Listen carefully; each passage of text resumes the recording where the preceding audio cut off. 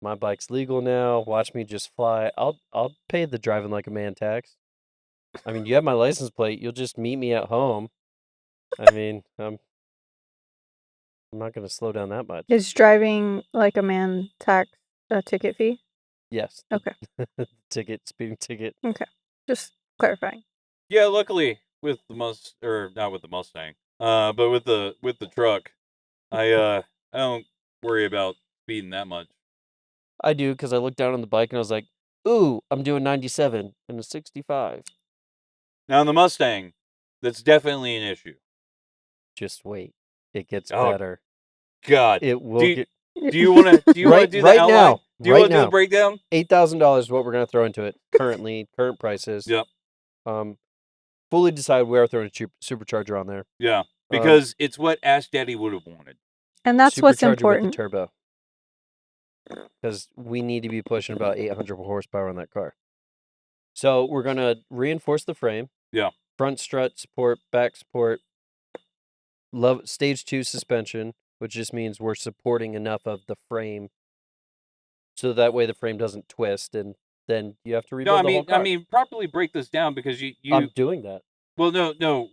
How does the frame twist? Because you were breaking this down for me, and it was very fascinating. Explain to me like I'm 5. Yeah, Okay. break this down Barney style, the bro. The more horsepower you push through the engine is mounted, supported by the frame.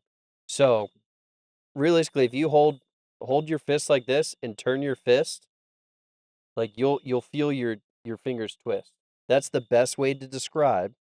Like, seriously, it'll... What happens when you're putting that much power into your frame? Like, and you just twist your hand, you're like, oh wow, my fingers are moving. Just each knuckle, and you turn it. That's your engine in your car. And so how's the strut stop the frame from twisting? So because instead of just having the bottom here supporting it, now we have the top. Supporting what? The frame. The bottom strut, your axles, all this is supporting the bottom. So you have this. Yeah. Well, now, realistically, when the engine starts turning, these are moving now. That's why you have trucks going down the side of the road that are like, we're driving straight. It's like, you may be driving straight, but your back tires looks like it's about 6 inches to the left or right, and I can see your mirror here, and your back end's here, and something doesn't sit right, because you either try to tow something too heavy, or you put too much weight in, and you floored it, because you don't really care about your vehicle. Or you don't know how to tow, or you don't know how to haul. Like, many different variables. So, I mean, we'll essentially have a box like this, so that way the whole box will move. And it'll be the front and back, so it will be, doesn't matter where it goes, it's all going to move together and all be squared. Yeah. Same way with woodwork. You want things squared. Yep. It's the same thing with engines, motors. You want them squared.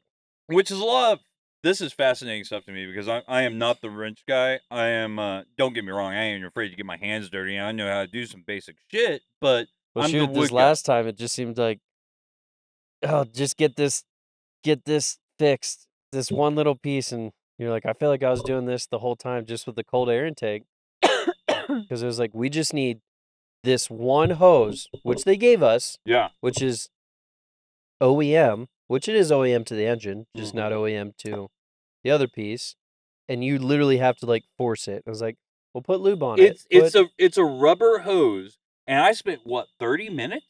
About 30 minutes. I was almost done working on putting a piece of plastic into this rubber hose, because the piece of plastic was far too big for this hose. Not just rubber hose, reinforced rubber hose. So there's metal in it that he has to fully get it, because right now I think you're pushing about 360, 70, or 420 horsepower right now, just with the cold air, getting better airflow into it, which I'm not going to break down exact numbers because I don't have the specs in front of me to... Yeah, I mean, you looked them up before. I did look them up before.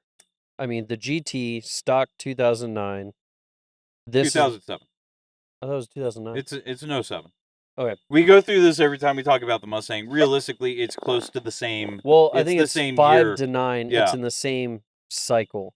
You're talking about 1Z, 2Z. Same specs. Slight differences. We're talking about millimeters here. So, essentially, that's the purpose of... So, So we went through the struts. You were going to replace the rotors with. So I want pretty much anyone who's Mopar knows what Brembo brakes are. So I want something similar, but this is not Mopar. This is Ford. So we're going to touch a lot of Roush's big disc brakes. I want better rotors. I want better brakes on there. That way, when we're really flooring it, testing out the engine, pushing it, because Ash Daddy would love to hit it and floor it. Absolutely. At least we have safety there, proper safety. Not I'm going to deal with just the 300 horsepower brakes. No, if you're putting 800 horsepower in you're it, you putting need 800 horsepower at the end of this build onto it. We need proper stopping power. 100%. So we'll do that. So the supports, the suspension stage 2, we already have the cold air intake in there. Yeah. We're going to throw the supercharger on there first, see where we're at, see if we need to upgrade anything with a spec tool, attach the computer to it, tune it, spec it out. And then if we need to, we will throw a turbo on eventually. But throw a what on it? A turbo. Oh yeah. And then maybe throw another air intake on there. So that way we can really push it. And I looked at some body kits and it was like, I was telling Ginger off podcast, the front looks great. And I even told you this. If it was the front, cool. But then the side just looks like banana haircut. Yeah, it kind of lost it. Yeah. And realistically, if we're talking about Ash Daddy, he would have been down for more power. He would have been down for the engine upgrades, but he would have wanted that and rear look. The front and rear look would have been fine. Fine. Not the bananas. The sides though were just ugly as sin. Because we're already going to throw half an inch to an inch on the back tire, so we have more rubber, more horsepower to the wheel on the back, so we can put it on the road. Put it on the road. But yeah, I mean that's the game plan. I think it sounds like a great game plan, and I really love that you're doing this in honor of Ash Daddy. Yeah, I mean, I'm sure I've said it on podcasts before. I know I've told Keeper. I'm pretty sure I've told you, but like when this was probably a year before he passed, but he was asking me if I want the Mustang after he passed, and I said yes. And I asked him, "What's the one thing that you would want?" And he said, "I would want to put a turbo." And so I got the Mustang, and the first thing I said to Keeper was this.